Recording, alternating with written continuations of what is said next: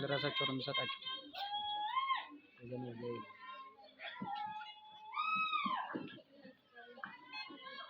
በስመ አብ ወወልድ ወመንፈስ ቅዱስ አሐዱ አምላክ።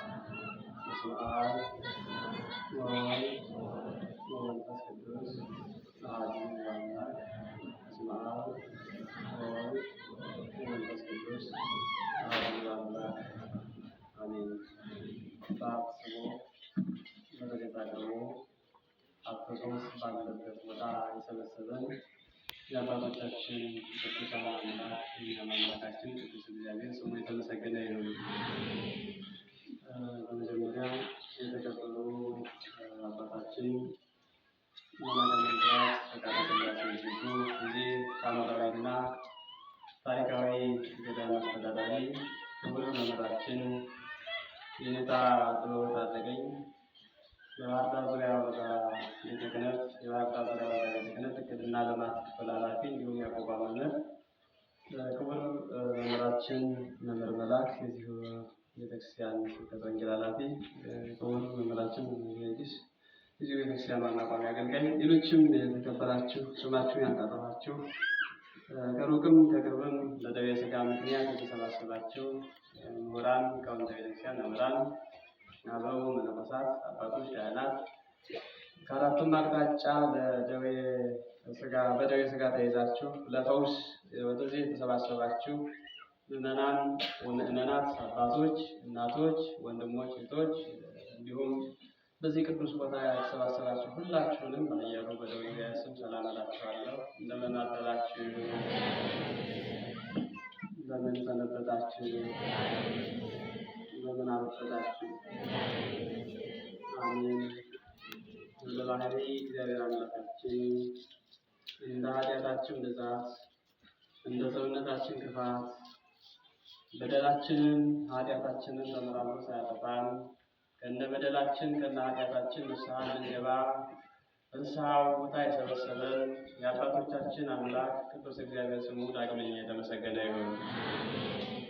ስሟን ጠርተን የማንጠግባት በየዕለቱ ቅድስት ሆይ ለምኝልን የምንላት በእናትነቷ በአማላጅነቷ የማትለየን የእናታችን የንጽሕተ ንጹሐን የቅድስተ ቅዱሳን የድንግል ማርያም ስሟ ከልጇ ከወዳጇ ጋር የተመሰገነ ይሁን።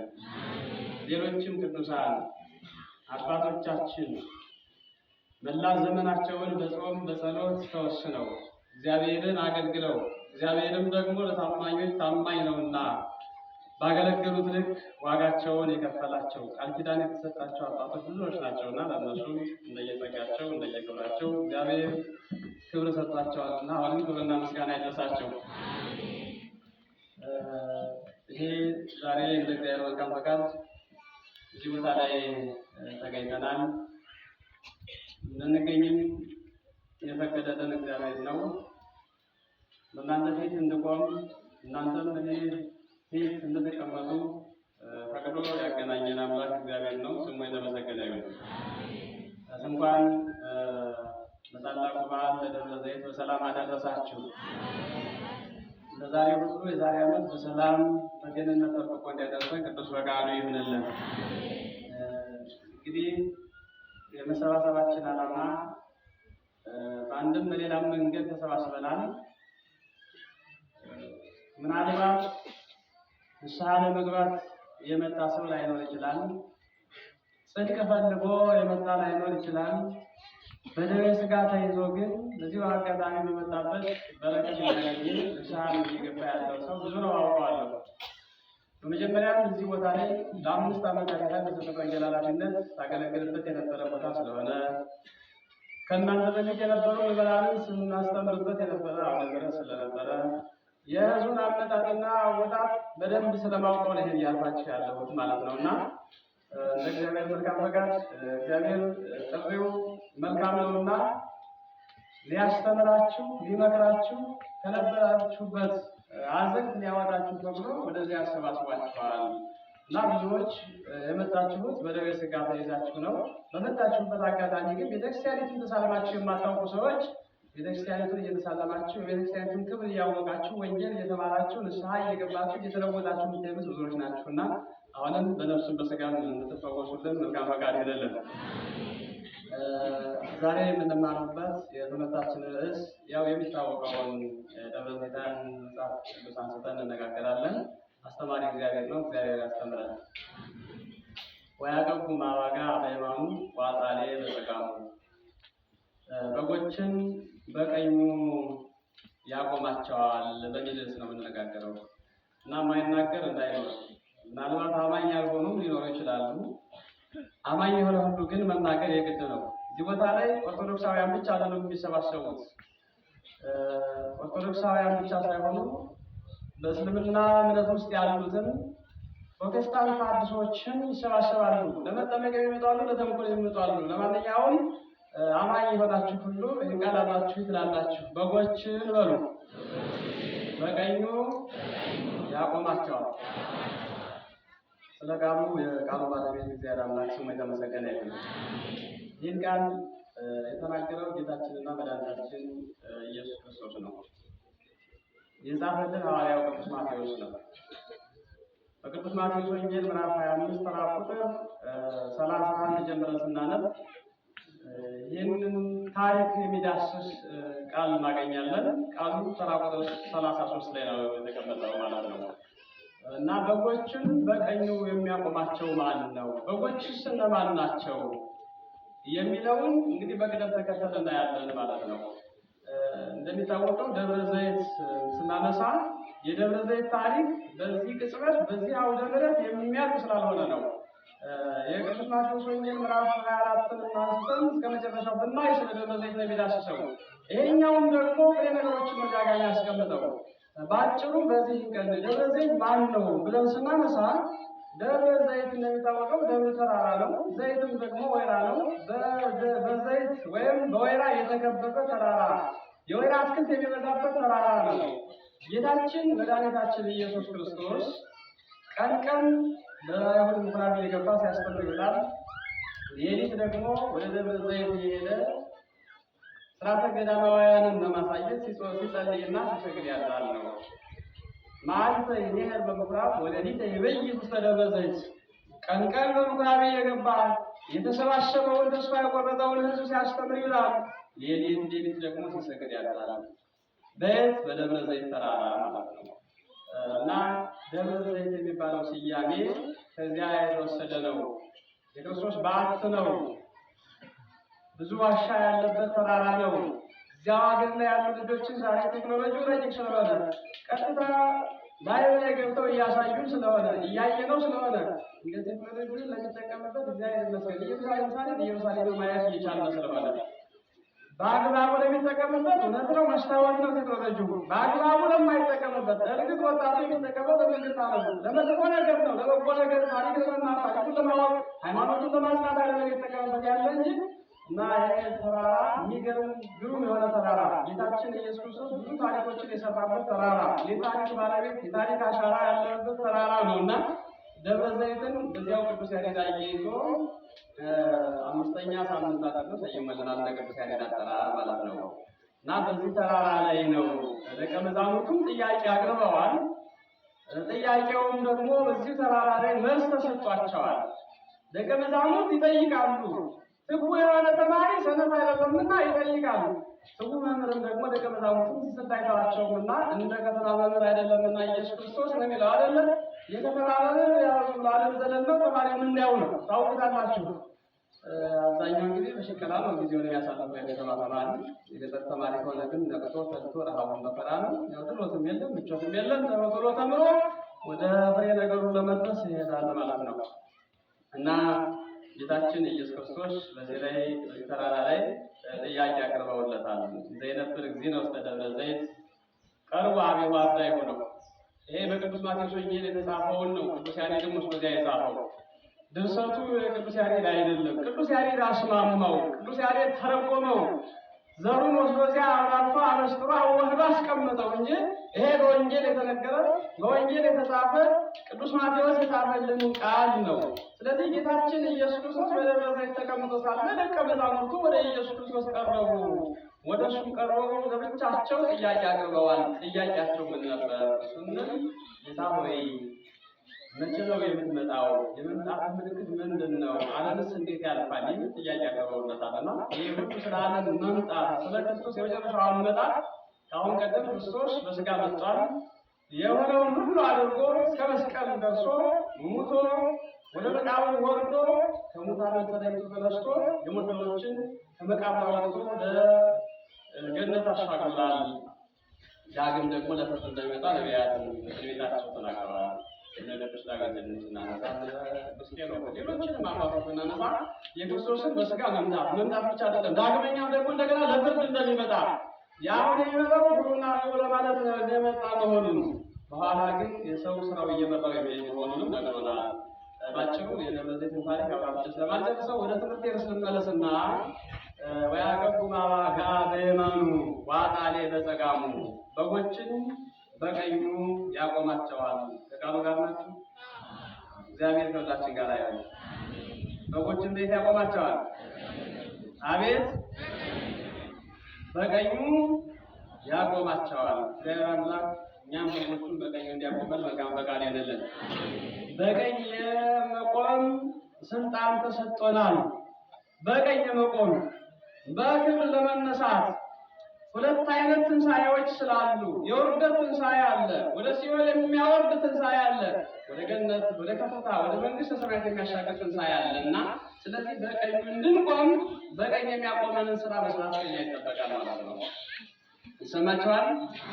በቀኝ የሚያቆመንን ስራ መስራት ነው። በቀኝ ለመቆም እንደው ዝም ብሎ በቀኝ ሄዶ መቆም አይቻልም። በቀኝ ያለ ክርስቶስ የሚመጣ በክብረ ትስብእት ነው። በክብረ ትስብእት የወጉት አይሁድ ሳይቀር እያዩት ከአሁን ቀደም መጥቶ እንደነበረ በቅድመ መለኮት ዙፋኑ ላይ የሚቀመጥ ሆኖ ነው። እናም ከፍሎ ምን ይላል? ተራ ቁጥር 30 ጀምረን ስናነብ ወአሜነስ ወልደ እጓለ እመሕያው በስብሐቲሁ ጌታችን መድኃኒታችን ኢየሱስ ክርስቶስ በግርማ መለኮቱ በክብረ ትስብእቱ ይመጣል። መልካም አባቶቻችን ወደ ሲመጡ ማክበር የቤተክርስቲያን ትውፊት ነው። ያላያቸውም እንኳን ደህና መጡ አባታችን ብለን አባታችን። እሺ ወደ ቃሉ ጌታችንና መድኃኒታችን ኢየሱስ ክርስቶስ ወልደ እጓለ እመሕያው ኢየሱስ ክርስቶስ የሰው ልጅ ተብሎ የሚጠራው ኢየሱስ ክርስቶስ በክብር ይመጣል። ከእሱ ጋር ደግሞ ቅዱሳን መላእክት አሉ ይላል። ቅዱሳን መላእክት ከማን ጋር አሉ? ከቃሉ ጋር ናቸው። አንዳንድ ጊዜ አይነ ስጋችሁ የት እንዳለ እያየሁት ስለሆነ ነው። ሰባኪ ሌላ አይቆጣጠርም ማለት እንዴ። በግ ጠባቂ በጎችን ይጠብቃል። ምን እንዳይሆኑ፣ ሰብል እንዳያጠፉ፣ እንዳይበሉ፣ አትክልት እንዳይነቅሉ፣ አውሬ እንዳይበላቸው፣ ሌባ እንዳይወስዳቸው በግ ጠባቂ ምን ያደርጋል? ይቆጣጠራል። ትክክለኛ ጠባቂ ከሆነ እኔም ሌላ በግ አልጠብቅም። እናንተ እያየኋችሁ ያለው እየተማራችሁ ነው፣ እያዳመጣችሁ ነው፣ እየሰማችሁ ነው የሚለው እና ግን አያችሁ አይነ ስጋችሁ አንድ ውልብ ሲል አብሮ ውልብ ይላል አይደለም። ስለዚህ መላእክት ቅዱሳን መላእክትና አብረውት በቀኝ በግራ ሆነው ታጅበው ይመጣሉ። ክርስቶስ ሲመጣ መላእክትም አሉ፣ ቅዱሳን መላእክት አሉ ይላል።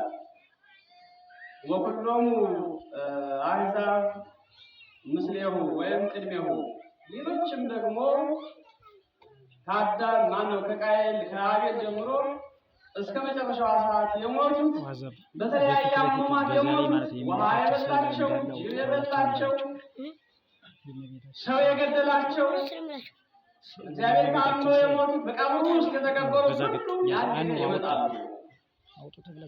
እሱ ቤት ለታርቶ ይከፋሉ፣ ዙሪያውን ይቆማሉ። ወይፈልጦሙ ዘዘዚአሆሙ ከመ ይፈልጥ ኖላዊ አባጋ ማጣኒ በግ ጠባቂው በጎችን ከፍየሎች እንደሚለይ ኢየሱስ ክርስቶስም ደግሞ ኃጥአንን ከጻድቃን ጻድቃንን ከኃጥአን ይለያቸዋል ይላል። ይሰማችኋል? እውነት ነው። በጎችና ፍየሎች ተስማምተው አይኖሩም፣ በአንድ መስክም አይሰማሩም። ፍየል ምን እንደምትወድ ታውቃላችሁ። ፍየል የጠበቃችሁ በግ ምን እንደምትፈልግ የት እንደምትወድ ምን አይነት ጠባይ እንዳላት ክርስቶስ እንግዲህ ጻድቃንን በበጎች ኃጥአንን ደግሞ በፍየሎች የመሰለበትን አግባብ ነው ዛሬ እያየነው ያለነው ማለት ነው። ይህንን ነው የምናየው እና በጎችን እየተባላችሁ ነው ማለት ከፍየሎች በግ ጠባቂ እንደሚለያቸው እንዲሁም ክርስቶስ ደግሞ ያን ጊዜ በዙፋኑ ሲቀመጥ ጌትነቱ ሲገለጥ በጎቹን ከፍየሎች ይለያቸዋል ይላል። እውነት ነው። እንዴ ከእንቅርዳድ የሚለይበት ጊዜ እንዳለ ሁሉ ኃጥአንም ከጻድቃን የሚለዩበት ጊዜ አለ። ዛሬ ግን ኃጥኡንና ጻድቁን መለየት አይቻልም። ይቻላል እንዴ? ከዚህ ውስጥ ማን ነው ጻድቅ? ከዚህ ውስጥ ማን ነው የመንግስተ ሰማያት ባለቤት? ከዚህ ውስጥ ማን ነው የሲኦል ባለቤት ቢባል እሱ ብቻ ነው የሚያውቀው። ስንዴና እንክርዳድን የሚለዩት መቼ ነው ካላችሁ ፍሬ ሲያፈራ ማለት ፍሬ ሲያፈራ ያው ደቀ መዛሙርቱ ክርስቶስን ብለውታል። ጌታ ሆይ አንተ ንጹሕ ዘር ዘራህ፣ ንጹሕ ዘር በተር እርሻው ላይ እንክርዳድ ማን ዘራው? እንንቀለው ሲሉት ተውት። እንክርዳዱን እንነቅላለን ስትሉ ስንዴውን ጨምራችሁ ትነቅሉታላችሁ። እንግዲህ አመከር ሲታጨድ ያው እንክርዳዱ ነው፣ ፍሬውን ፍሬ ነው። ፍሬን ወደ ጎተራ እንክርዳዱን ወደ እሳት እና እንክርዳድ እንዳንሆን ፍሬያማዎች እንድንሆን ወንጌል የምንማረው በክርስትና ሕይወት ውስጥ የምንኖረው እዚያ ነው። እናም ኢየሱስ ክርስቶስ በጌትነቱ ይቀመጣል። በጎችን ከፍየሎች ፍየሎችን ከበጎች ጠባቂው እንደሚለያቸው ክርስቶስም ኃጥአንን ከጻድቃን ጻድቃንን ከኃጥአን ይለያቸዋል ይላል እና የትምህርታችን ርዕስም ከዚያ ቀጥሎ ያዕቆብ ዋጋ በየመኑ አለ። በጎችን በቀኙ ያቆማቸዋል፣ ፍየሎችን ደግሞ በየት ያቆማቸዋል? በግራ ያቆማቸዋል። አሁን ለክርስቶስ ግራና ቀኝ ቦታ አይደለም፣ በክብርና በውርደት የለም። ቀኝ በክብር ነው የሚተረጎመው። ቀኝ በክብር ይተረጎማል። ቀኝ በክብር ይታወቃል። ቀኝ ቅን ነው። ቀኝ ጠንካራ ነው። ደካማ ነው። ኃጥአን ደካሞች እንደሆኑ በታሪክ ያሳየናል ማለት ነው እና በበግ የተመሰሉ ጻድቃን ናቸው ብያቸዋለሁና የበግን ታሪክ ትንሽ እንይ። ሊቃውንት እንደተረጎሙልን ክርስቶስን መስሎ እንዳስተማረ ክርስቶስ በምሳሌ ምሳሌ አስተምሯል። በሚገባን ቋንቋ ክርስቶስ ስለሚያስተምር እሱን ነው የምናየው። በግን እንዲህ ብሎ ይተረጉማል። በግ ይላል ትሁት ናት ይላል። በግ ምንድን ናት አሏችሁ? ትሁት ናት። ዝቅ ብላ የምትሄደው አንገቷን ደፍታ ነው። አንገቷን ደፍታ እውነት እኮ ነው የዋትማ። በግ ትዕቢተኛ አይደለችም፣ ትሁት ናት። ራሷን ዝቅ አድርጋ ነው የምትሄደው። ጻድቃን ቅዱሳንም እውነተኛ ሰዎችም አንገታቸውን ደፍተው ነው የሚሄዱት። ደህና አደራችሁ ናቸው እንኳን በአግባቡ ለማየት ይፈራሉ። ሰውን ፊት ይፈራሉ። ስለዚህ ዝቅ ብለው ነው የሚኖሩት ቅዱሳን። ብዙ እውቀት ያላቸው እውቀት የለንም። ትሕትናቸው ልዩ ነው። ስለዚህ በግ ትሁት ናት አለ። ራሷን ደፍታ ዝቅ ብላ ነው የምትሄደው። ጻድቃን ቅዱሳንም ብዙ እውቀት ያላቸው ብዙ ጥበብ ተሰጥቷቸው እውቀት የለንም፣ ጥበብ የለንም፣ ምንም ነገር የለንም፣ ኃጢአተኞች ነን ይላሉ ነው። ይሰማችኋል? በዘመናችን የተነሱ ሰዎች ግን እኔ ጻድቅ ነኝ፣ የኔ ልጆች እናንተም እንደኔ ናችሁ፣ እናንተም ክፉ አይንካችሁ፣ እኔ ቅዱስ አባት ነኝ የሚሉ ባይታውያን ቅድም እንዲሁ ቆቆየ እያስጎጎሙ ማንም እንዳያስታች ተጠንቀቁ። ወንበዴዎች የበዙበት፣ አስመሳዮች የበዙበት፣ ትውልዱም ደግሞ ተከታይ እንጂ አማኝ አይደለም፣ እውነተኛ አማኝ አይደለም። ታምር ፈላጊ፣ ምልክት ፈላጊ ትውልድ ነው እና ጌታችን ኢየሱስ ክርስቶስ በበግ የመሰለው ጻድቃንን ነው። በግ ደግሞ ትሁት ናት፣ ጻድቃንም ትሑታን ናቸው። በግ ይላል ኀፍረቷ በላቷ ትሸፍናለች። ይሰማል? በግ ምኗን እንደምትሸፍናለች? ኀፍረቷን አይታይም። እውነት ነው፣ የተሸፈነ ነው። እናንተና እኔ ካልቆረጥናት በስተቀር ጎንድሎ ጉንድን ይላል አርሶ አደሩ በጓሮ። የለም እግዚአብሔር የሰጣትን ጸጋ መቁረጥም ተገቢ አይደለም፣ ተገቢ አይደለም። ባለቤትም እንኳን ብትሆኑ እግዚአብሔር የሰጣት ጸጋ ነው። ኀፍረቷን የሚሸፈንበት ነው። ኀፍረቷን የሚሸፈንበት ላቷ ነው። ስለዚህ በግ ኀፍረቷን በላቷ ትሸፍናለች ይላል። ጻድቃንን የሰውን ኃጢአት የሰውን ነውር በትዕግስት የራሳቸውን በደል የራሳቸውን ነውር ደግሞ በንስሐ ይሸፍናሉ። ዛሬ ትውልዱ የሰውን ኃጢአት ለመግለጥ የሰውን ነውር ለመግለጥ ሰውን ለማሳደድ ሰውን ለማፈናቀል ሰውን ለማክበር ሳይሆን ለማዋረድ ነው እየሮጥን ያለነው። የተመሰልንበት እንኳን ምሳሌ እኛ አይገልጸንም። አሁን እውነት ለመናገር ሰው ከበግ እንዴት ያንሳል? በጓ ውበቷን የሸፈነችው በእግዚአብሔር የሰጣት ጸጋ ነው። ሰው ግን ትውልዱ ዛሬ የከተማውን ሴት ስታዩት አንገቱን ገልጦ ነው የሚሄደው። እንዴት ተለቅ ያንሳል። እህቶች ዛሬማ ወደዚህ ስትመጡ በደዌ ሥጋ ተይዛችሁ ከእግር ጥፍራችሁ ለብሳችሁ ነው የምትመጡት። ይሄን እግዚአብሔር ያውቃል። ወደ ከተማ ዘወር ስትሉ ደግሞ ሱሪ ለብሳችሁ ደምደም ነው የምትሉት። ግልጽ ነው፣ ስህተትም አይደለም። እዚህ ስትመጡ ባይታዊ ትክክለኛ ሰው፣ ወደ ከተማ ስትሄዱ ደግሞ ሌላ እናውቃቸዋለን። እኛ እያፈርን እንደውም ዘወር ብለን ነው የምንሄደው። እንደገና እኛ እያፈርን ያው ፓንት ለብሰው የሚንቀሳቀሱ ሴቶች አሉ።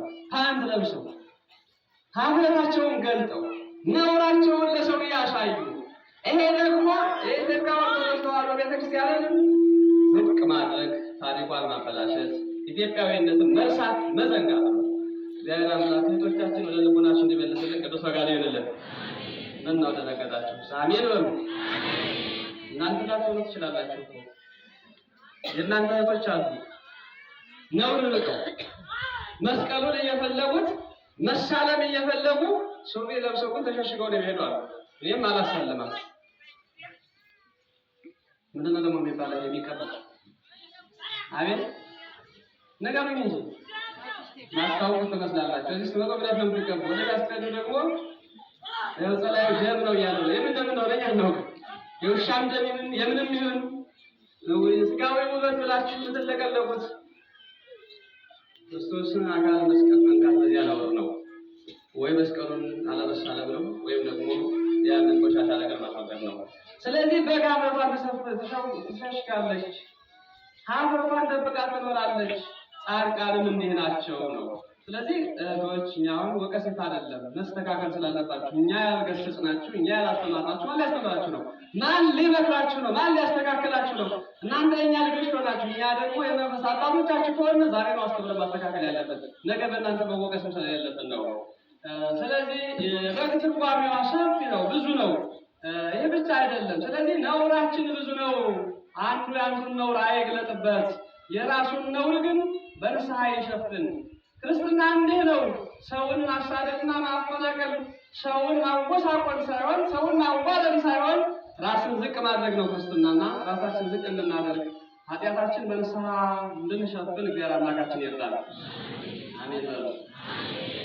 ለግድ ነው እንዴ? አምናችሁበት ነው። አሜን ይሁን ይደረግ። ከነውር አንጻር እግዚአብሔር ብላ የምንማጽነው እንዴ? ከኃጢአት አንጻር ወይንም መለሰልህ ጠላት የጠበቀኝ የሚል ይኖራል። አሁን ትንሽ የተሻለው ሰው ታሞ የመጣ እገሌ ነው ብሎ ደግሞ ጠንቋይ አየሩት ይመጣል። እገሌ መሳት ተተባህ ወይንም መለሰልህ እየተሻለ ነው የሚል ይኖራል። ስልት የደወለ እንዴ አይደለም ክርስትና። አፍቅሩ ጠላይተክሙ የተባልነው አንሰብለኩም አፍቅሩ ጠላይተክሙ። እናንተ እኔ ግን የምላችሁ ጠላቶቻችሁን ውደዱ፣ ሊያሳድዷችሁ ሁሉ መርቁ፣ ከቦታችሁ ያናውጣችሁ፣ ከመንግስተ ሰማያት አያውጣችሁ ብላችሁ ጸልዩላቸው፣ መርቋቸው እንጂ ጠላቶቻችሁን አትጥሉ፣ ጠላቶቻችሁን ውደዱ። ቤተክርስቲያናችን የምታስተምረው ዛሬ ጠላትም የለም ወዳጅም የለም፣ ሁሉም ያው ነው። አንድ አይነት ሰው ነው ያለው። አንድ አይነት የተደበላለቀ የተሰቃቀለ ህይወት ውስጥ ነው የምንኖረው እና በግ ትሩፍ ናት፣ ራሷን ዝቅ አድርጋለች። ሌላኛው የበግን ትርጉም ስናይ በግ ከመካከሏ ተኩላ መጥቶ ግልገሏን ቢነጥቅባት ይላል። ነጥቆ ይዞባት ቢሄድ ትዕቢተኛ ስላልሆነች እሷም ወደፊት የምትበረው ግልገሌን አስጥላለሁ ብላ ማትታገለው በጓ ግልገሏን ነጥቆ ከሄደ በኋላ ግን እሷም በጣም ሄዳለች ይላል።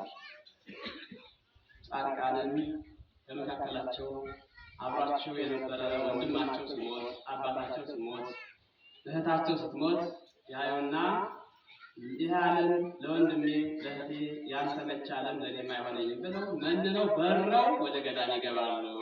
ሰማችኋል? እውነት ነው። በረው ወደ ገዳም ይሄዳሉ። ዕለተ ሞታቸውን ያስባሉ። ሞት አይቀር ለጀግናው ለወንድሜ ለወይዘሮዋ ለእህቴ ለእናቴ ያልሆነው ዓለም ለእኔ አይሆነኝም፣ ስለዚህ ዘመኔን በንስሐ ማሳለፍ አለብኝ ብለው ወደ ገዳም ይሄዳሉ። ዛሬ ደግሞ ከገዳም ወደ የት ነው ፍልሰቱ? አቤት ብዙ ማናቸው ሊቀ ጳጳሱ ባለፈው ሲናገሩ አቡነ ኤርምያስ ናቸው እና ምን ሲሉ አየኋቸው። ተሻለ ላይ ነው አሁን ድሮ ከከተማ ወደ ገዳም ነበረ የምናነው አሉ። አሁን ደግሞ ከገዳም ወደ የት ነው የምናነው? ወደ ከተማ ሆኗል። ከተማውን ገዳም ከተማው ገዳም የሆነ ነው። የገዳም የከተማ ገዳም አለ ብዬ አልቀበልም። ትርጉሙም ስለማይሰጠን ገዳም ማለት እኮ ጫካ አበው ከአራዊት ጋር ተስማምተው የኖሩበት ቅዱሳን አባቶቻችን ከሰው ከኃጢአት ተለይተው የኖሩበት በረሃ ማለት ነው ገዳም ማለት እንዴ። በፎቅ የታጀበ ገዳም አለ እንዴ? ምን አይነት አለ? ለመወሸቂያ ሲፈልጉ ለመደበቂያ ሲፈልጉ ገዳም እያሉ መሰባሰቢያ ያደረጉት ነው። እንዲህ አይደለም። የበረሩ ልብ ያላቸው ሰዎች ወደ ገዳም ሄደዋል። መከራው ሲበዛ ይሄ ዓለም ለኛ ምናችን ነው? ለጀግኖች ያልሆነ ዓለም ለኛም አይሆነንም እያሉ ጥለው ይሄዳሉ ይላል። ስለዚህ ሌላው በግ የምትኖረው በደጋ ነው ይላል። የሚመቻት ደጋው ነው ይላል። እውነት ነው አባቶች ጭቃማ ቦታ አይመቻትም ይላል። ወንጌሉ ላይ ያለ አይደለም። እንደው ዛሬስ ደግሞ ስለ በግ አስተማሪ ዛሬ ሰባኪ እንዳትሉ ቀኑ ነው። እኔ ስለናንተ በጎች እርባታ መናገር ፈልጌ አይደለም። ነገር ግን የበጎችን ምሳሌ እንድናይ ነው። በጎች እነማን ናቸው ነው? በግ የምትኖረው በደጋ ነው። የሚመቻትም በዚያ ነው። ደጋው ወይም ተራራማው ቦታ ደግሞ የመንግስተ ሰማያት ምሳሌ ነው። ስለዚህ የምዕመናን የእውነተኛ ጻድቃን መኖሪያቸው በደጋ መንግስተ ሰማያት ነውና እያሉ ሊቃውንቱ ይተረጉሙታል። ቀጥታ ትምህርት ነው እያስተማራሉ፣ ስብከት አይደለም። ስለዚህ በጎች የሚኖሩት በደጋ ከሆነ ምዕመናንም ደግሞ ትክክለኛ መኖሪያቸው መንግስተ ሰማያት ነው እና በመንግስተ ሰማያት ምንድነው ለዚህ አይነት ከደለለ በመንግስተ ሰማያት የሚያበቃ ስራ የምንሰራ እግዚአብሔር ያግዘን። ዝም ብሎ ሄዶ ተራራ መውጣት አይቻልም። ተራራ ሲወጡት ያደክማል አይደለም ነው፣ ያጥራል፣ ያግራል። ከወጡ በኋላ ግን ሁሉንም ትንሽ አድርጎ ሲያሳይ ደስ ያሰኛል። ወደ መንግስተ ሰማያት ለመግባት ደግሞ ብዙ ዋጋ ያስከፍላል። ብዙ ዋጋም ከፍለን ግድ ነው። እስመ በብዙ ጻማ አለወደ ለባ በመንግስተ እግዚአብሔር ወደ እግዚአብሔር መንግስት እንገባ ዘንድ ብዙ ውጣ ውረድ አለብን ያለ ሐዋርያው ቅዱስ ጳውሎስ። መገደል አለ በክርስትና፣ መገደል አለ በክርስትና፣ መታሰር አለ በክርስትና፣ መሳደድ አለ በክርስትና። ዝም ብሎ ዘቡ ብሎ የእናት ቤት አይደለም መንግስተ ሰማያት የሚገባበት። ይህን ሁሉ መከራ እንዳንታገስ እግዚአብሔር ይርዳል። እንዲህ ስላችሁ ግን አይዛብ እየደረሱ ይውቁን እንደ የጨፍጭፉን ያሏቸው አይደለም። እነሱን መመከት አላግባብ የመጣብንን መከራ መታገል ይገባል። እና ደጋ መንግስተ ሰማያት የምዕመናን መኖሪያ ነው። በጎች በዚያ ነው። ጭቃውን አንዳንድ ጊዜ ጭቃውን አይሰቀቁትም። በጎች ጭቃውን አይሰቀቁትም። ምዕመናን ደግሞ መከራ መሳቀቅ እያደረገን ነው። እንዲያው ስንቱ አኩራፊ ትውልድ እኮ ነው አሁን ያለው። ለመናገር ካፈረሰ ዘመኑ ቤተክርስቲያን አይመጣም። በትንሽ ነገር ለአቶ ገሌ ከቄስ ገሌ ጋር ከተጋጨ አይ እንደው ትችላለህ ወይ? የቄስ ገሌ ብቻ ናት ያቺ ቤተክርስቲያን። አንተንም ከወልድ አሳድገሃለች፣ አድገህባታል። ያንተም ቤተክርስቲያን እስከ ሞት ድረስ ብትታመንባት ቃል ገብተሃል። ሰይጣን ለክጄሃለሁ፣ ከዚህ በኋላ ቤተክርስቲያን ቤተክርስቲያን ጋር አንዱኛለሁ ብለህ ቃል ገብተህ በክርስትና አባት አማካኝነት ነገሩ የክርስትና እናትና አባት ለመላት ነው እንጂ ዓላማው ታውቆ አይደለም። አሁን ሰው የሚነሳው እንደው ገሌ ጥሩ ወንድ አለው እንደው ያግዘኛል ብሎ የሚናሳው ያስተምራታል ጀምሮ አይደለም። እንግዲህ ክስተሳት እያራላችሁ አይደለም እንዴ? እንኳን አበልጅ ልጅ ስታጋቡ እንኳን እንደዚህ አይታችሁ ነው። እንዲህ አይደለም። የልጆች ህይወት ይቃናል፣ ጥሩ ኑሮ ይኖራሉ። እግዚአብሔርን ደስ ብሏቸው ያመሰግናል ብላችሁ አይደለም ታጋቧቸው። በእናት ወገን የምናሳቃቸው የሰው ዘር ናቸው። ሁሉም እኮ የሰው ዘር ነው። አንድ ያጣም ዘር አይደለም ያለው። እኛ ነን አንዱን ጥቁር፣ አንዱን ቀይ፣ አንዱን ነጭ፣ አንዱን ክፉ፣ አንዱን አጭር፣ አንዱን ረጅም የምናደርገው እኛ እንጂ አንድ ያጣም ዘር ነው ሁሉ። ስለዚህ አምላክ አንድ እንዲያደርገን ቅዱስ ፈቃድ ይሁንልን። ሰይጣን በትኖናል እና በግ በዚህ ልክ ነው። ሌላው በግን ወያገጉማ ባጋ ደማ ማለት ቀኝ እንደምታውቁት ቀኝ ነው። በቀኝ ያቆማቸዋል አለ። በክብር ሲል ነው በክብር እና የበግን ታሪክ በዚህ ልክ አየለ። እንግዲህ ቅዱሳን አባቶቻችን በዚህ ልክ ናቸው። ወደ ገዳም የሚሄዱበት መንገድ ይህንን የሚመስል ነው። በቀኝ የተመሰሉ ቅዱሳን ደግሞ መልካም ስራ መስራት አለባቸው። ቀኝ ኃይለኛ ነው አለ። ጻድቃን ደግሞ መልካም ለመስራት ለመልካም ስራ የበረቱ ናቸው፣ የተጉ ናቸው። ነውራቸውን በንስሐ ሸፍነው መልካም ስራ ለመስራት የበረቱ ናቸው። ወደ ፍየል ስንመጣ ያገጉማ ዛሬ ለዘጋሙ በጎች ወይም ፍየሎችን ደግሞ በግራው ያቆማቸዋል ነው። ፍየል ትዕቢተኛ ናት። ፍየል ምንድን ናት? ንገሩኝ እንጂ ትዕቢተኛ ናት። ስትሄድ እንዲህ ደረቷን ነው የምትነፋው። ደረቷን ነፍታ ነው የምትሄደው። ይዋት እንግዲህ ወደ ጫካ ውስጥ ወጡ ፍየል ፍለጋ እንዳትሄዱ ደግሞ ያው የምታውቋት ታውቋታላችሁ። ትዕቢተኛ ናት። ኃጥአንም ትዕቢተኞች ናቸው። ምንም ሳይኖራቸው የሚንጠራሩ፣ ደረታቸውን የሚነፉ፣ ሰውን የማይወዱ፣ ሰውን የሚጠሉ፣ ለሰው ክብር የማይሰጡ፣ እግዚአብሔርን የማያውቁ ናቸው። እና ፍየል ይላል ከመካከሏ ግልገሏን መጥቶ ተኩላ ቢነጥቅባት ቸፍ እያለች ትከተለዋለች ይላል መጽሐፍ። ቸፍ እያለች ግን እኮ አታስቀረውም፣ እየነጠቀ ይፈጃታል ይላል። ከእነሱ መካከልም ይላል ኃጥአንም መካከላቸው ሰው የሞተ እንደሆነ የአክስት ልጅ፣ የአጎት ልጅ፣ አባት፣ እናት፣ እህት የሞተባቸው እንደሆነ ፊታቸውን ይነጫሉ ነው። ይሰማችኋል? ምን ያደርጋሉ? ፊታቸው ይነጫሉ፣ ማተባቸውን ይቆርጣሉ፣ ሌላ ክር ያስራሉ፣ ደረታቸውን ይነቃሉ። ሐዘናቸው የበረታ ይመስላል። ታሞ እንኳን ጠየቁት። ይገርማል። ይሰማል? እንደው ነገሪት እንደው መሻወሩኛል እና ነገሪት መሻወሩኛል እንዴት ብዬ እንደው ልግባ እንጂ መቼስ ስለቆሚ ደናት ተባብሎ የማያውቀው ሁሉ ሲሞት ግን ደረቱን እየነቃ ይገባል። ደረቷን እየነቃች ትገባለች። ኧረ ስትኖሩ ተረዳሉ፣ ስትኖሩ ተጋገዙ። ሕክምና የሚያስፈልገውን ወደ ሕክምና፣ ጸበል የሚያስፈልገውን ወደ ጸበል፣ ስንቅ የሚያስፈልገውን ስንቅ ነው። እንደው ሲሞት መቼ ሆነ የሚሻለው? የኃጥአን ግብር እንዲህ ነው። ፍየሏ ላታስጥለው ወደ ተኩላው የተዘጋጅ ተኩላው የነጠቀ እንደሚጨርሳቸው ሁሉ ፍየሎችን ኃጥአንም ደግሞ ሞት እንደ ንስሐ ሳይገቡ ይፈጃቸዋል ነው የሚለው። እና ኃጥአን ይጮኻሉ። አብረን መቃብር ውስጥ እንገባለን ብለው ወደ መቃብር ይጠጋሉ። ፊታቸው እኮ አይገቡም፣ ውሸታቸው ነው። አይገቡም፣ ውሸታቸው ነው። አስመሳይነት ጠባያቸው ነው ኃጥአን። ፍየሏም እኮ ልጄን አልሰጥም ብላ ነው የምትታገለው፣ ለእውነት አይደለም፣ ትዕቢተኛ ስለሆነች ነው። ኃጥአንም ትዕቢተኞች ናቸው። በራሳቸው ሀብት እንዲሁ በሌላው ሀብት ይጋጫሉ። ወዲያው ያንን ቀብረው አርባው ሳይወጣ በሀብቱ በእርሱ በሞቱ ይጋጫሉ። ፍርድ ቤት ይቆማሉ። ተጋሩጋራችሁ እነማን ናቸው እነዚህ? ጻድቃን ወዴት ሄዱ? ከመካከላቸው ሰው ሲሞት የት ሄዱት? ፍርድ ቤት ነው የቆሙት። ወደ ገዳም ነው የሄዱት። የእነሱ ሀብት አይደለም የእኛ ሀብትም አይጠቅመንም ብለው ሀብታቸውን ሁሉ ሰጠው መጡተው ወደ ገዳም ነው የበረሩት። ኃጥአን ግን ሲያለቅሱበት ዋይ ዋይ እያሉ ደረታቸው ሲደቁበት በነበረው ሰው ሀብት ውስጥ ሲጣሉ ይገኛሉ ይላል። አሁን ፍርድ ቤት ተቆማሉ። አሁን ፍርድ ቤቱ እያጨናነቀው ያለ ይሄ ነው። እግዚአብሔር አምላክ ለሁላችን ልብ ይስጠን። ግድ የለም ስንኖር እንረዳለን። ስንኖር ሳለን ፍቅር ይኖራል፣ ሰላም ይኖራል።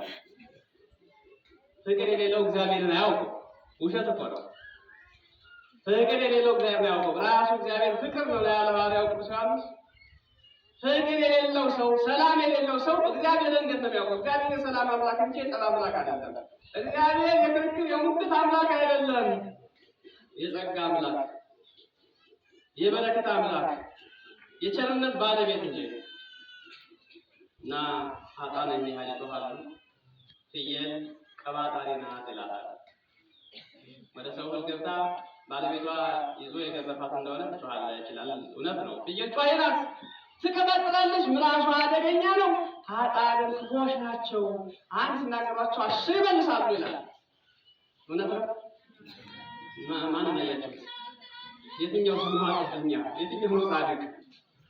አይ እንግዲህ ለፍላፊው ሁሉ ኃጢአተኛ ነው፣ ለፍላፊው ሁሉ ኃጥእ ነው፣ ለፍላፊው ሁሉ ጻድቅ አይደለም። እውነት ነው። ቅዱሳን አይናገሩም። ቢመቷቸውም ቢሰድቧቸውም ቢገስጿቸውም አሜን ነው። ከክርስቶስ የተማሩት ይሄንን ነው። አላያችሁም? አይሁድ ይዘው ሲያንገላቱ ተናገር እንጂ ይህን ያህል ሊቀ ካህናቱ ትመልስለታለህ፣ ይህን ያህል እንዲህ ታሳጣዋለህ እያሉ ሲያሳጡ ሲያካስሉት ክርስቶስ ምን አለ? ምን አለ? ዝም በሉ እስኪ። አይ እናንተ ለመናገር አፋችሁን አዘጋጅታችሁ ላልናገራችሁ እንዳይ። እርግጥ መናገር ባለብን ሰዓት መናገር የግድ ነው። ቃለ እግዚአብሔር በመነጋገር በረከት አለ። ከክርስቶስ የተማሩት ቅዱሳን ይህን ስለሆነ ዘምነው። ኃጥአን ግን ይቀባጥራሉ። ከዲያብሎስ የተማሩትን ነው። ዲያብሎስ ጯሂ ነው። ዲያብሎስ ከሳሽ ነው። ዲያብሎስ ቀባጣሪ ነው። እነሱም እንዲያውም የሚቀባጥሩት የእሱ ልጆች ናቸውና ፍየል ቀባጣሪ ናት፣ ኃጥአን ጯሂዎች ናቸው። ሳይጠሯቸው የሚጮሁ ናቸው፣ ሳይጠሯቸው የሚገኙ ናቸው። ሌላው ፍየል የምትኖረው በቆላ ነው። ፍየል ትኖራለች። የሚመቻት ቆላ ነው። ያው በረሃውን ይዛ ቁጥቋጦውን እየበላች ነው የምትኖረው። ኃጥአንም በቆላ ገሃነም ይኖራሉ ይላል። ወጓዳውን ቦታ ገሃነም ስለምድሪት እንደተመለማያ ነው።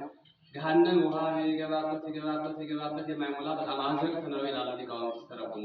አዘቅት ነው። ወጓዳውን ቦታ ምን ይሉታል? ሲኦል እንለዋለን። እንደው በገነት ቦታ ሰደስ አንተ ሲኦል አይደል እንለዋለን። ማን መክሮን ማን አስተምሮ ነው ካለ በትንቢት ያገኘ ነው እንጂ ከወንጌል አግኝተን ነው አይደል? ወንጌል ላይ አለ ነገር የለም እያቋላለ። ስለዚህ በቆላ ሲኦል ትኖራለች ይላል። ምዕመናን የሚኖሩ በዚያው ነው፣ በሲኦል ነው፣ በገሃነም ይኖራሉ ይላል። እንደው የፍየልና የበግን ትርጓሜ በዚህ ልክ አየነ። ሰፊ ነው። ባጭሩ እኔ ማለት የፈለኩትኝ ወያገጉማ ባጋ ለማኑ በጎቹን በቀኝ ያቆማቸዋል። ዛሬ የሰው ልጅ የሰራውን ስራ በቀኝና በግራ የሚያቆመው መሆኑን ለመናገር ክርስቶስ መቼ እንደሚመጣ የሚያውቅ የለም። እስመ ይታምኑ በአይ ሰዓት ይመጽእ እግዚእክሙ ተብለናል። ጌታችሁ በየትኛዋ ሰዓት እንዲመጣ አታውቁምና እንግዲህ እናንተ ንቁ ተዘጋጅታችሁ ጠብቁ ነው የተባልነው። በየትኛው ዘመነ ዮሐንስ፣ በየትኛው ወርሃ መጋቢት፣ በየትኛው መጥምቀ ሌሊት እንደሚመጣ አናውቅም። ብቻ ግን ወርሁ ወርሃ ዮሐንስ ማለት ዘመኑ ዘመነ ዮሐንስ ነው። ወርሁ ወርሃ መጋቢት ነው። ቀኑ 29 ነው። ዕለቱም እሑድ ነው። ሰዓቱም መጥምቀ ሌሊት ነው። በየትኛው ዓመተ ምሕረት እንደሚመጣ ግን አናውቅም። ስለዚህ ተዘጋጅቶ መጠበቅ ከኛ ይጠበቃል። ከማን ይጠበቃል? መልካም ስራ እየሰራን በጎ ነገር እያደረግን ለእኔ ይቅርብኝ መልካም የሆነው ለእግዚአብሔር ይሁን፣ እግዚአብሔር ያልሰጠን የለም እኔም የእግዚአብሔር ነኝ ብለን እንድናስብ ነው። ስለዚህ ስንማር ላይ ሁሉ ነገር እንችለውና አብዛኛው ግን የተማረ ነው። መማሩ ደግሞ ምን ላይ ነው ከተባለ ተግባር ላይ ነው። የተማረው ስራ ላይ ካላዋሉ ብለያት ተምሯል፣ አዲሳቱ ተምሯል፣ ሊቃውንቱ ተምሯል፣ ንጉሳቱ ተምሯል፣ አዋዋል ድጓውን ያውቀዋል። ዜማውን ደግሞ የሚጮኸው አይደለም። ትርጉሙ እሱ አይደለም። ይሄ ጮኸው ሊኖረዋል ወይ ነው የሚያስተምረው ሰው ካልኖረው አንተ ካለ የኢትዮጵያ ኦርቶዶክስ ተዋሕዶ ቤተክርስቲያን በእውቀት አትጠረጠርም። በአኗኗር ነው፣ በህይወት ነው። ከተማው እየተበጠበጠ ያለ በዚህ ነው። የምናስተምረውን ማንኖር የሆነ ምዕመኑም የሚሰማውን የማይተገበረው ይሆናልና የሥራ ሰዎች እንድንሆን እግዚአብሔር ይርዳል። አሜን። ስራ ሲነሳ ብዙ ይፈሳል ነው እንድንሰራ እግዚአብሔር ካፈቃድ መስራት አንችልም። የመስራት ፍላጎቱ የሌለ ደግሞ መስራት አይቻልም። በግድ አይሆንም፣ በጉልበት አይሆንም። ስለዚህ በጎች በቀኝ ይቆማሉ። በክብር ነው፣ በክብር ይቆማሉ። የክብር ትንሣኤ ይነሳሉ። ቅድም እንደነገርኳችሁ በዚህ ቀን ያው ክርስቶስ በግርማ መለኮት በክብረት ቤት የወጉት የገደሉት ሁሉ አይሆን ያን ጊዜ እየጮሁ እየገባቸው ይመጣሉ። ያን ጊዜ ጩኸታቸው አይጠቅማቸውም ነው። ጩኸት ያሁኑ ጩኸት ነው የሚጠቅመን። አሁን ያለቀስነው ልቅሶ ነው። አሁን የምናነባው እንባ ነው። ስለ ኃጢአታችን፣ ስለ በደላችን፣ ስለ ክፋታችን ራሳችን ብንወቅስ እውነት ነው ነገኛ እውነተኞች ሆነን በቀኙ እንቆማለን ነው። ዛሬ እያጭበረበርን ሰው አያውቀው እግዚአብሔር ያውቀዋል። ሰውን እየበደልን ጨለማን ተገን አድርገን በጨለማ ውስጥ እየኖርን ከብርሃን ተለይተን ብንኖር ነገም ያው ጨለማው ነው የሚጠብቀን። ያው ሊቃውንቱ እንዳስተማሩን እኮ በዚህ ቀን እንደሚታወቀው ኃጥአን የሚነሱት ከቁራ ስንት እጅ ጠቁረው ነው? 7 እጅ ጠቁረው አለቃቸው ዲያብሎስን መስለው፣ ጻድቃን ደግሞ የበሩ ከዚህ ተደም ብርሃነ ፀሐይ ነው። ቅዱሳን አባቶቻችን ጻድቃን ደግሞ እውነት የሰሩ በዚህ ምድር ላይ መልካም ሰሩ የኖሩት ደግሞ ከፀሐይ 7 እጅ ደምቀው አብርተው በቀኝ ይቆማሉ። በቀኝ ደግሞ እግዚአብሔር ይርዳል። ስለዚህ በቀኝ ለመቆም ስራ ያስፈልገናል። ምን ያስፈልገናል? ምን ያስፈልገናል? ስራ ያስፈልገናል። እና አሚሃ የብሎሙ ንጉሥ ለነ በየማኑ ኑ አህሬ ቡርካኑ ላቤ ትረሱ መንግሥተ ሰማያት ዘልለው ለቅሙ ቅድመ ይፈጠር አላለ። ዓለም ከተፈጠረ ወይም ዓለም ሳይፈጠር በኔ ልታክሙ ነበረችዋ መንግሥተ ሰማያትን ትወርሱ ዘንድ የአባቴ ቡሩካን ሕግና ስርዓትን አክብራችሁ የነበራችሁ ወዳጆች ኑ ብሎ እግዚአብሔር አምላክ ይጠራቸዋል። ይህንን ጥሪ እንድንሰማ እግዚአብሔር ይርዳል። ደስ የሚል ጥሪ ነው አይደል? መንግሥተ ሰማያትን ውረሱ የሚለው መንግሥተ ሰማያት የእናንተ ናት።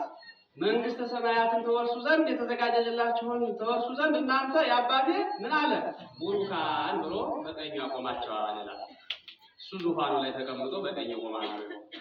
ከፀሐይ 7 እጅ ደምቀው ደስ እያላቸው ደስታን ተጎናጽፈው ደስ ብሎ ሲመስሏቸው በቀኝ ይቆማሉ። መከራን እኮ እንዳል ሲወለጭ የኖሩ ናቸው። በሰይፍ ሲታረዱ በየገዳሙ በገዳሙን ግርማ ሌሊቱን ታግሰው የኖሩ አባቶቻችን በዓለም ውስጥም ደግሞ ምጽዋት እየመጸወቱ ቤተክርስቲያን ሲሰሩ የተቸገረን ሲረዱ የታሰረን ሲያስፈቱ ሰርጎ የታሰረን አይደለም ይሰማችኋል። ዛሬ ሰው እንደው ንጹህ የታሰረውን ለማስፈታት ሳይሆን ሰርጎ የታሰረውን ለማስፈታት ነው። ሌባ ሌባን ነው ዓለም ያፈቅር ሊያዋደለ ሊጋውንቱ ዓለም የራሱን ይወዳል ይላል። ሌባ የሚወድ ሌባን ነው፣ ንጹህም ደግሞ ንጹህም ነው። እውነተኛም እውነተኛ ነው የሚጠጋው፣ ሐሰተኛም ሐሰተኛ ነው። ተመሳሳይ ነው። ዓለም የራሱን ይወዳል፣ ራሱ የሆነ ነገር ነው የሚጠብቅ እና የታሰረን ያስፈታ የተራበን ያበላ ነው የሚጠየቁ በዚህ ቀን ነውና ኑ ብሎ ጠራቸው ይላል። ከዚህ በኋላ ምን ይላቸዋል?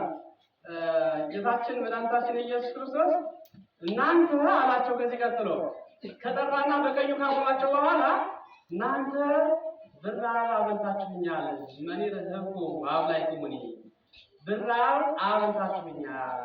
ይሰማችኋል? ተራበ እያበላችሁ ነው። ምን ዝም አላችሁ? አቤት የተራበ እያበላችሁ ነው። ጌታ ግን እንዳትሉ እዚህ ብዙ ረሃብተኛ አለ። ዘመድ የሌለው ጠያቂ የሌለው ዘመድተኛ አለ። ዘመድ የሌለው ሆኖ አይደለም፣ ከዘመድ ያልተገኘ ሆኖ አይደለም። ሰው ይሰለቻል፣ ሰው ይሰቀቃል። ሰው እንዲህ ነው። የማይጥል እግዚአብሔር ነው። የማይጥለን እግዚአብሔር ይክበር ይመስገን።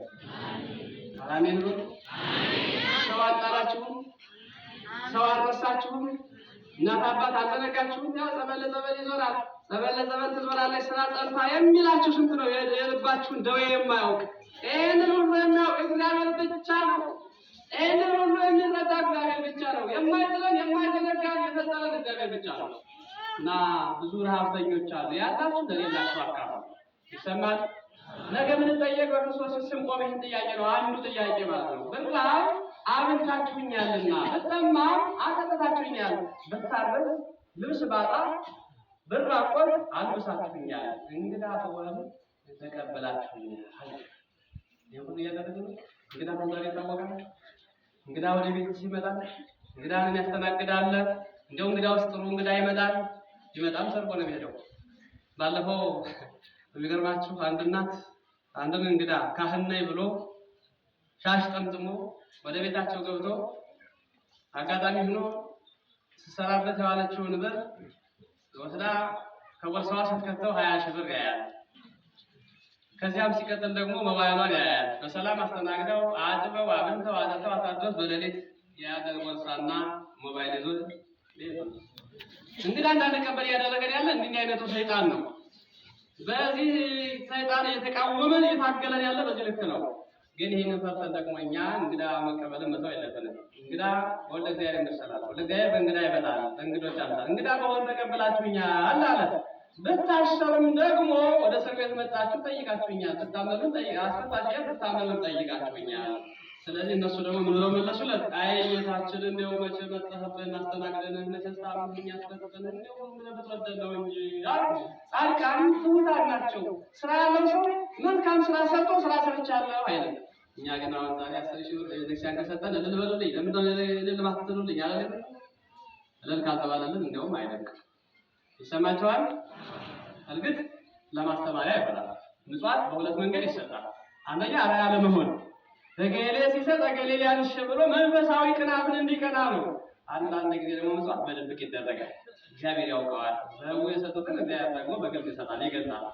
ስለዚህ እንግዳውን መጠኛ አላበላንም፣ ታራ አላበላንም፣ ታማ አልጠየቅንም፣ እንደው በተወደደ ነው እንጂ እያሉ ወደ ዘላለም ወደ መንግስት ያተራጋሉ። በአንጻሩ ደግሞ ኃጥአን በብይን የተመሰሉት ቀረቡና እንዲህ ይላቸዋል። አሚያ ያብሎሙ ንጉሥ ለለበ የማኑ በዘለበ ተጋሙ በግራው ያሉትን ይላል። በግራው የቆሙትን ከቁራ 7 እየተቆሩትን አለቃቸው ዲያብሎስን የመሰሉትን ክርስቶስ እንዲህ ይላቸዋል። እናንተ ትዕቢተኞች እንግዳ ሆኜ ብመጣ አልተቀበላችሁኝ፣ ብራብ አላበላችሁኝ፣ ብጠማ አላጠጣችሁኝ፣ እንዲህ እያለ መለሰላቸው። ጻድቃኔ እንዲያ ሲላቸው እንደው ነው አሉ። አይ ለአንዱ ለድሃው በእኔ ስም ከሚያምኑ በእኔ ስም ለሚማጸኑ ለአንዱ ለድሃ ያደረጋችሁ ለእኔ ያደረጋችሁ ነው። ኃጥአን ደግሞ ምን አላቸው? እንደው ብጠላ ነው እንጂ አሉ። ትዕቢተኞች ናቸው። የሚያስወድድ ስራ ሳይኖራቸው፣ መልካም ስራ ሳይኖራቸው፣ ጥሩ ነገር ሳይኖራቸው እንዴት ይወደዱ? የትኛው ስራ ያስወደዳቸው? የትኛው ስራ ወደ እግዚአብሔር ያቀርባቸው? ስለዚህ ስራም አንዳንድ ጊዜ ከእግዚአብሔር ቸርነት ጋር ሲገናኝ ነው። ስራ ከእግዚአብሔር ጋር ቸርነት ጋር ተገናኝቶ መንግስቱን ያወርሳል እና ኃጥአን እንዲያሉ ትዕቢተኞች ናቸውና ከትዕቢት ወደ ትዕቢት። ከዚህ በኋላ ግን ሁሉም እንደ ርጉማን ውስጠዛ ዘላለም ዘድቱ ለሰይጣን ወደ መላእክቱ ሁልጊዜም ዘላለማዊ እሳት ያለበት ጥርስ ማፋጨት፣ ቁርጥማት ይሄ ህማም ማለት ይሰማችኋል። ይሄ ዛሬ በሚታመኑማ ህማም ማለት ነው። በስጋ ነው የማይታመም ሰው የለም። የህማሙ ማለት ሊለያይ ይችላል፣ ይብስም ይቀንስም ይችላል፣ እንደው ፐርሰንት ሊኖረው ይችላል። ይሄ ህማም አይደለም። ወደዚያኛው እሳት ስንወረወር ግን እሳቱንም አንችለውም። ይሄ እኛ የምንሞቀው እሳት ለጤና እሳትን በአግባቡ የሞቁት እንደሆነ ጤና ይሆናል ይላል። ጤና ይሆናል።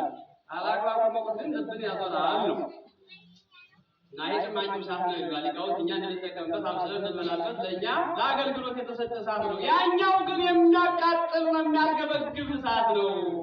ስለዚህ ኃጥአንን፣ አንገት ቆራጮችን፣ ደም አፍሳሾችን፣ ነፍሰ ገዳዮችን፣ በዝሙት ራሳቸውን ነክረው የሚኖሩትን እኔ ራቁ እኔ አላውቃችሁም ብሎ ወደ ዘላለማዊ እሳት ያሰናብታቸዋል። እግዚአብሔር አምላክ ከዚህ መቅሰፍት ሁላችንም ይሰውረን። እረፍት የሌለው መቅሰፍት ሕማመ ሥጋን በሞት መገላገል እንችላለን። ይሄ ሕማም እኮ ዘላለም አብሮን አይኖርም፣ እኛም አንኖርም፣ ዘዋሪዎች አይደለንም። ያኛውን ግን በየትኛው ዓለም ነው ልናሸንፈው የምንችለው? በየትኛው ቅጽበት፣ በየትኛው ሰዓት ነው ማሸነፍ የምንችለው? ይሄንን አስበንበት ንስሐ መግባት ይጠበቅብናል እና መልካም እንድንሰራ እግዚአብሔር ይርዳን። ዕድሜ ለንስሐ ይስጠን። እግዚአብሔር ከክፉ ነገር ሁሉ ይሰውረን።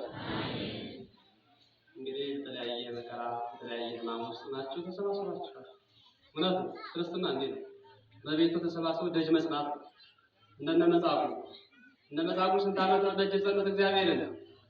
አቤት መንቀሳቀስ ሳይችል የሚያስታምመው ሳይችል እግዚአብሔርን ተስፋ አድርጎ ስንት ዓመት ኖረ? 38 ዓመት። እግዚአብሔር አልጋውን እያመቻቸ እያነጠፈለት አይደል? እግዚአብሔር እያስተካከለለት አስታማሚ ሳይኖረው 38 ዓመት ተይዟል። እናንተ ደግሞ በዚህ ያላችሁ እግዚአብሔር ይመስገን። አሁን ይሄን ያለ ጸበል ላይ እኮ ሰው አይጨካከልም። እኔ እንደማውቀው አሁን አላውቅም። እንደው ዘመኑ እየከፋ መጥቶ ካልሆነ በስተቀር ከዚህ ከወጣ ወደ 76 ዓመት እየሆነ ነው። እኔም ምናልባት ያን ጊዜ አይነ ስውራን ሲመጡ አይነ ስውሮችን እየመሩ ሀብት ንብረት ወይም ሊበላ የሌላቸውን ሊበላ እየሰጡ አይዞህ እያሉ እየተጋገዙ ነው የሚኖረው። ዛሬ እንዴት ነው? እንደዚያ ነው። ትረዳዳላችሁ? እንደዚያ ነው እያሉ ነው። እግዚአብሔር ይስጥልን። እውነት ነው። መረዳዳት የግድ ነው። ክርስትና ነው። ክርስትና እንዴ ነው? መተጋገዝ መረዳዳት ነውና በጎችን በቀኙ ያቆማቸዋል፣ ፍየሎችን በግራ ያቆማቸዋል እና ፍየሎችን ወደ ዘላለም ጻድቃንን ደግሞ ወደ መንግስተ ሰማያት ያሻግራቸዋል። እኒህ ጥያቄዎች ነገ እናንተና የሚያስጠይቁ ጥያቄዎች ናቸው። የተራቡትን ካላበላን እንጠየቃለን። የታረዙትን ካላለበስን እኛ ቤት በሳጥን ሞልቶ ልብሱ፣ ድሆች ደግሞ ልብሳቸውን ትከሻቸውን የሚጥሉበት። ሀብታም ባለባት ሀገር እንዴት ድሃ ይኖራል እንዳትለኝ። እንደው ሀብታም ከሌሉ ችግር ነው። ድሃም ከሌለ ሀብታም ብቻውን መኖር አይችልም። ሀብታም ይህን ሁሉ ፎቅ የሰራው ሀብታም አይደለም። ገንዘቡን ቢያወጣ በጉልበት ደግሞ ፎቁን የሰራው ማን ነው? ንገረኝ እንጂ ድሃው ነው እንዴ? ጉልበቱን የሰጠው ማን ነው? ይሄ ትልቅ ሀብት እኮ ነው። ሀብታም እኮ አይንቀሳቀስም፣ በአንድ ድንጋይ ማገላበጥ አይችልም። ይሄ እኮ ጉልበት ትልቅ ሀብት ነው። ጤና ምንድን ነው? ሀብት ነው በሉኝ። አይደለም እንዴ? ሀብት ትልቁ ሀብት ምንድን ነው ካላችሁ እኔ ጤና ነው። እኔ ማውቀው በዚህ ልክ ነው። እናንተን አላውቅም። ምናልባት ፎቅ መኪና ልትሉ ትችላላችሁ። እኔ ግን ትልቁ ሀብት መሬት ላይ ያለ ምንድን ነው ካላችሁ ጤና ነው። ምንድን ነው? እግዚአብሔር ጤናችን ይመልስላችሁ። እግዚአብሔር አምላክ ልቦናችሁን ያብራላችሁ። ንስሐ ገብታችሁ ድናችሁ ተፈውሳችሁ በሰላም ወደ ቤታችሁ እንድትመለሱ፣ ወደ ቤታችሁ ስትመለሱ ደግሞ በጎ ስራ እንድትሰሩ። በጎ ስራ ከ40 ቀን ከ80 ቀን ጀምሮ ይቀጥላል ማለት ነው። ያ የበጎነት ስራችን እዚያ ነው የሚቀጥለው። ስለዚህ ማንኛውም ሰው ቤተክርስቲያን መስራት፣ ነዳያንን ማገዝ፣ የተቸገሩትን መርዳት የሚያስጠይቁ እኒህ ናቸውና ክርስቶስ ሲመጣ እነዚህ ናቸው። በዘመናችን ብዙ ሐሳውያን አሉ። ነቢይ ሳይሆኑ ነቢይ ነን፣ ካህን ሳይሆኑ ካህን ነን፣ ሐዋርያ ሳይሆኑ ሐዋርያ ነን እያሉ ሰውን እየለጠቁ ይፈጅታሉ። ከእነዚያ እንድንጠበቅ እግዚአብሔር አምላክ ይርዳል። ሰው አምላኪ ሳንሆን እግዚአብሔርን እናገልግል፣ ለእግዚአብሔር እንገዛ። አምልኮት ለእግዚአብሔር ብቻ ነው። ትውልዱ ዛሬ ሰውን ነው የሚያመልከው። ሰውን ተከታይ ሆኗል። ብዙ መናገር እፈልግ ነበር ግን ሰዓት የለኝም፣ ጊዜ የለኝም። ስለዚህ ሌሎችም ስላሉ መርሃ ግብራትም ስለሚሆኑ ሰንበትም ስለሆነ ብዙ መናገር አልፈልግም። ለማንኛውም ግን እስኪ በጎ ስራ እንሰራለን የምትሉ እጃችሁን ከፍ አድርጋችሁ አሳዩኝ። በጎ ስራ እንሰራለን። ከዚህ በኋላ ኃጢአት የሚባለው ለእኛ ቤት አይገባም። ክፉ አንናገርም። እስኪ ከፍ እጁን ማያ አለ እንደው በዚህ እጃችሁ ሳል ጊዜ ብታጨበጭቡበት ያለበሰለን ቀኑን አጥቶ አስጨበጨበ በሱባኤው የሚሉኝ እንዳለው አውቃለሁ። ስለዚህ ቃል ገብታችኋል። እጆቻችሁ ምስክር ናቸው። ክፉ ላትሰሩ፣ በጎ ብቻ ልታደርጉ፣ በአንደበታችሁ ላታሙ፣ መልካም ስራ ሰርታችሁ የገነት ባለቤት ልትሆኑ ቃል ገብታችኋልና ቃል እንደገባችሁ እንዳትረሱ እንዳትዘነጉት። እግዚአብሔር አምላክ በቀኝ መቆም ላይ ያድለን፣ መልካም ፈቃድ ይሁንልን። ለዛሬ ሁሉ እግዚአብሔር አምላክ በቸርነት ጠብቆ ዛሬ ዓመት የደብረ ዘይት በሰላም ደርሰን ደግሞ ድናችሁ ሄዳችሁትም ባላችሁበት ቤተክርስቲያን አለች። ያልተሻላችሁ ደግሞ በዚሁ ተገኝታችሁ እግዚአብሔርን እንድታመሰግኑ መልካም ፈቃድ ይሁንልን። ያስተማረን የመከረን የገሰጸን የአባቶቻችን አምላክ እግዚአብሔር ስሙ ዛሬ ዘወትር የተመሰገነ ይሁን። ይቆየን። አቤት። እሺ ዘመናችን ረጅም ጊዜ ሰፊ ዘመን ይስጠልን። አባታችን የስለ ሞባይል መለው እንትን ይመጣ ኮምፒውተር መነካካት አለበት ያፈናል። እድሜና ጤና ይስጥልን። እንግዲህ መምህራን ከሌለን የቅዱሳት መጻሕፍት ብናስተምራቸው ባለሙያ ካልያዛቸው ያው ቁልጭ ምንም ነገር የለም እና እነዚህ ግን ከመምህራን ስር ቁጭ ነው አዲሳትን ብሉያትን በሚገባ የተማሩ ሊቃውንት ናቸው። ከዚያም ተነስተው ነው እንግዲህ በሚገባን ቋንቋ በቀላል በምሳሌ ጥበብ ያስተማሩን። የተማርነውን እውነት በስራ እንድናውለው እያይረዳን በእውነት ከሁሉም ትዕግስትን ያስተማሩን። ትዕግስትን ነው ያው አንዱ ኃጢአት